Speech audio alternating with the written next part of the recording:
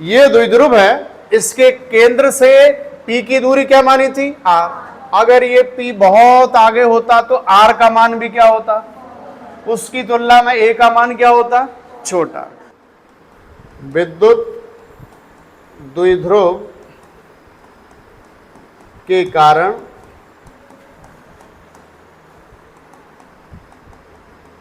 अक्षीय स्थिति अनुदैर्ध्य स्थिति, क्या बोलते हैं?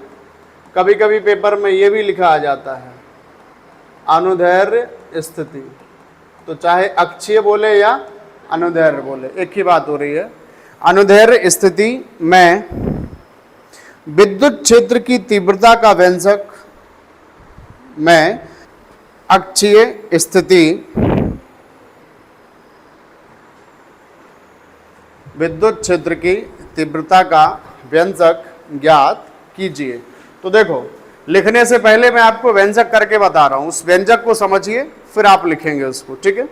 समझना यहाँ पे, मान लिया कि एक विद्युत द्विध्रुव है, ये बिंदु A है, ये बिंदु क्या है? B। इस पर मान लिया कौन सा आवेश? -q। इस पर कौन सा आवेश? +q। बताइए इनके बीच की दूरी क्या सिखाई थी? 2a। अगर ये इसका केंद्र बिंदु है तो ये वाली दूरी a, ये वाली दूरी a। अब देखो यहाँ पे अक्षीय स्थिति किसे कहते हैं? कि भाई दोनों आवेशों को मिलाने वाली जो रेखा है इसे बोलते हैं क्या? विद्युत द्विध्रुव अक्ष। अभी पढ़ा है पिछले में। विद्युत द्विध्रुव अक्ष को ही उसी लाइन में, इससे कुछ दूरी पर, इसी लाइन में आगे आप जाएं और मान लें कि एक बिंदु क्या है? P। तो ये अक्षीय स्थिति में रखा है।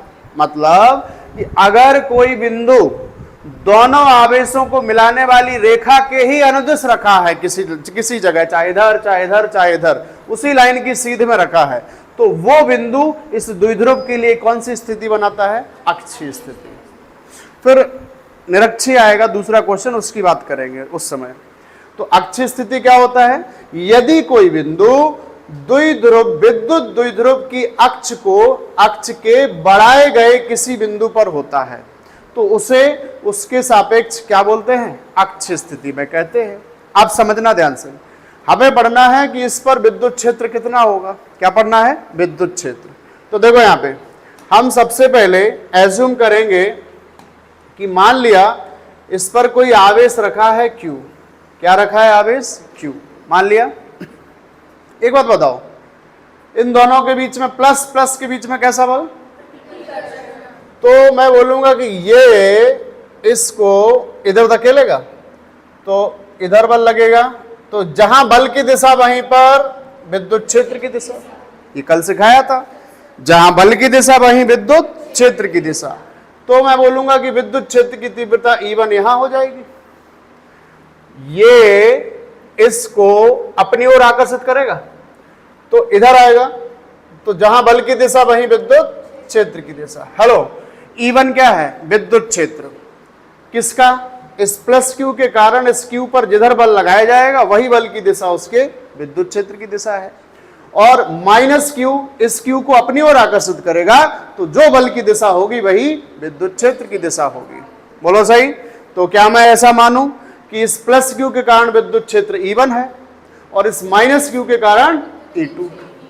इस बिंदु पर अच्छा, एक और अच्छी चीज क्या है, एक बात बताओ, ये इस पर, इस वाले Q पर ये ज्यादा बल लगाएगा कि -q ज्यादा बल लगाएगा इस पर कि +q? क्यों? दूरी नजदीक है, ये पढ़ाया था, दूरी के व्युत्क्रम वर्ग का नियम का पालन करता है। तो भाई इसके बीच, अच्छा दूरी को भी मेंशन ही कर देते हैं। देखना ध्यान से, यहाँ पे हमने मान लिया कि ये विद्युत द्विध्रुव है और इसका ये क्या है? केंद्र। इसका क्या है? ये केंद्र। केंद्र से मान लिया R दूरी पर क्या है? बिंदु P। भाई इसके केंद्र से कितनी दूरी पर माना? P बिंदु को अक्षीय स्थिति में माना ना, कितनी दूर माना? R। अब बताओ, समझदार लोग बताएंगे ये वाली दूरी कितनी होगी? BP R - A। क्योंकि सर ये A है और यहां से यहां आर है, तो इतना चाहिए, तो इसको हटा दो, तो क्या बचेगी बताइए, आर माइनस ए। अच्छा सर एपी बता दीजिए भाई, यहां से यहां तक सर आर है, यहां से यहां ए है, तो टोटल कितना हो गया? यहां तक किसी को बुखार तो नहीं आ रहा? हम ऐसा लिख रहे हैं कि सर ए ओ बराबर है किसके? ओ बी, और दोनों का मान कितना? ए। और सर बीपी का मान कितना? बीपी का मान आर माइनस ए। और सर एपी का मान कितना? आर प्लस ए। बोलो सही है क्या? इतने मान आप लिख सकते हो ना। तो E1 बराबर, बोलो भाई E1 का फॉर्मूला क्या होता है? के मतलब हमने ये माना हुआ है कि ये ऐसे माध्यम में रखा है जिसका परावर्तितांक कितना है? के। क्यू बटा दूरी क्या है? बीपी। इसके बीच की दूरी क्या है? बीपी। तो आर का स्क्वायर होता है, तो यहां पे क्या हो जाएगा? बीपी का स्क्वायर।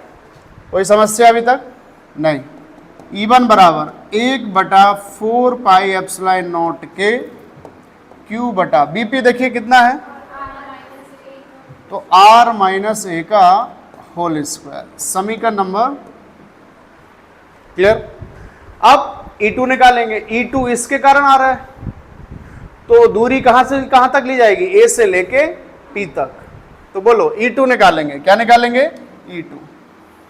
तो देखो E2 बराबर हो जाएगा 1/4 पाई एप्सिलॉन नॉट के क्या?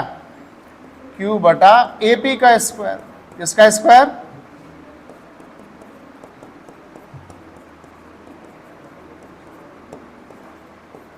एपी कितना है? समीकरण नंबर देख लो भाई, ध्यान से देख लो इसको। इसके कारण इसकी दूरी क्या है? एपी। तो फॉर्मूला लगाया और दूरी कहां से कहां ली? एपी की। अब एक बात बताइए, इस बिंदु पर E1 इधर है, E2 इधर है, तो परिणामी तीव्रता क्या होगी? E1 plus E2। कैसे? परिणामी तीव्रता E बराबर हो जाएगी E1 प्लस E2, लेकिन E2 होगा माइनस का। बोलो सही? क्योंकि अगर ये एक ही दिशा में होती, इधर ही E1 इधर ही E2, तो होता E1 प्लस E2, लेकिन एक इधर जा रही है, एक इधर जा रही है, दिशाएं क्या है? विपरीत। तो एक को अगर इसको माइनस मानते तो इसको प्लस मानते, इसको प्लस माना तो दूसरी वाली को माइनस। तो फाइनली होगा क्या? E1 माइनस बड़ी तीव्रता में से छोटी तीव्रता घटाएंगे। और आप ही ने बोला कि E1 बड़ा है, क्योंकि इसके बीच का बल ज्यादा लग रहा है, तो बल ज्यादा होगा तो विद्युत क्षेत्र भी क्या होगा? ज्यादा होगा। बोली सही? और चूंकि इसके बीच की दूरी कम है, तो बल कम लगेगा, तो विद्युत क्षेत्र की तीव्रता भी कम होगी, तो E2 छोटा होगा, E2 बड़ा होगा। तो आप तो सीधा लिखो कि परिणामी तीव्रता हो जाएगी E1 माइनस E2। एक्चुअल में ये माइनस नहीं होता है, जुड़ता है, लेकिन ऐसे जुड़ता है तो फिर दिखता है कि फाइनली क्या हो रहा है? माइनस हो रहा है। तो अतः बिंदु, कौन से बिंदु पर? P पर परिणामी क्या? परिणामी क्या? विद्युत क्षेत्र की तीव्रता। विद्युत क्षेत्र की तीव्रता।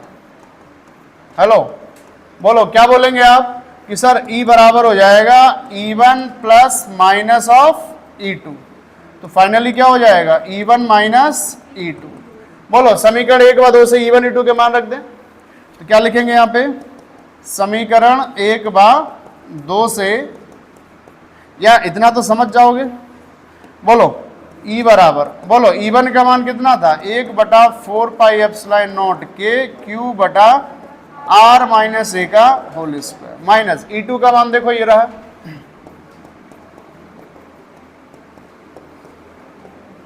बातें नहीं करना है ना, चुपचाप बैठिए। बोलो अब इसको सॉल्व कर सकते हैं। E बराबर, बोलो दोनों में कॉमन क्या आ रहा है? Q आ रहा है, 4 पाई एप्सिलॉन नॉट K आ रहा है। बोलो यहां क्या बचेगा? R माइनस ए का whole square minus R plus A का होल स्क्वायर। बोलो सही? नाउ E बराबर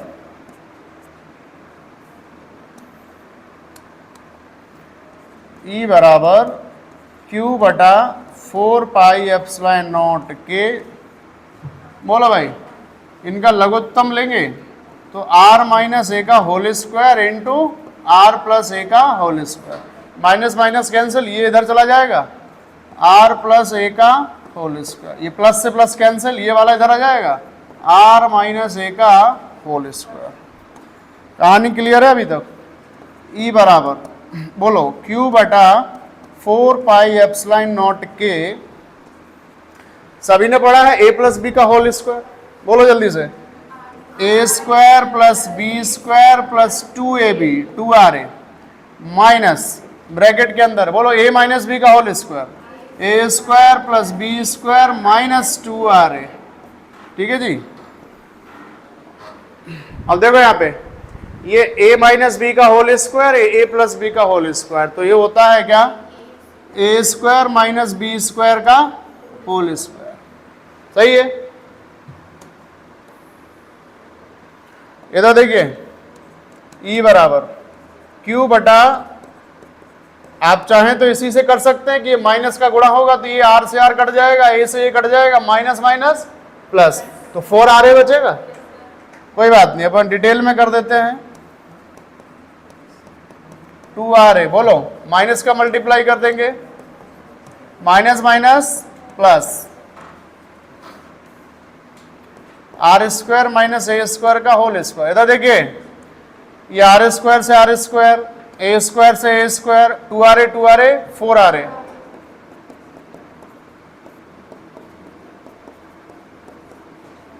कितना, 4RA अपॉन, बोलो क्या, R square minus A square का होल स्क्वायर। एक चीज ध्यान से, पीछे कौन बातें कर रहा है, आपने ये पढ़ा है P बराबर होता है Q इंटू 2A, तो इधर अभी पढ़ाया, एक आवेश और दोनों आवेशों के बीच की दूरी पढ़ाया है। तो मैं इसको ऐसे लिख रहा हूं, ध्यान से देखेंगे, Q 4 पाई एप्सिलॉन नॉट के, हेलो, इसमें 4RA को ऐसा लिख सकता हूं 2A इंटू 2R, इस 4RA को ऐसे लिख सकते हैं 2A इंटू 2R, 2 दूनी 4AR आ जाएगा कि नहीं आ जाएगा। ऐसा लिखने का फायदा आप समझ गए होंगे, समझ में आ गया कि नहीं आ गया, क्योंकि आप इसको एक कुछ लिख सकते हो, P, क्या लिख सकते हो, P क्या होता है, विद्युत द्विध्रुव आघूर्ण। Very good.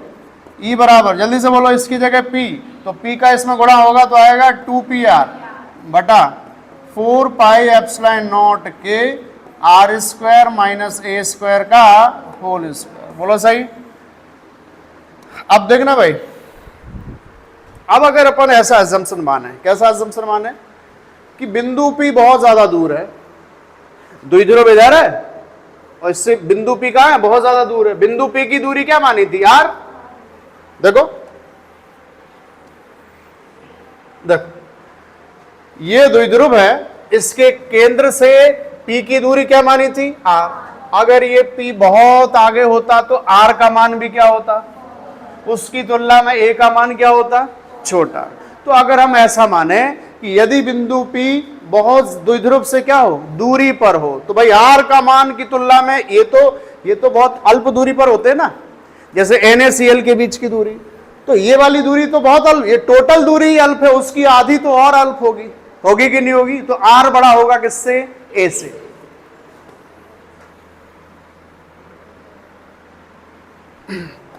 क्या लिखेंगे कि यदि बिंदु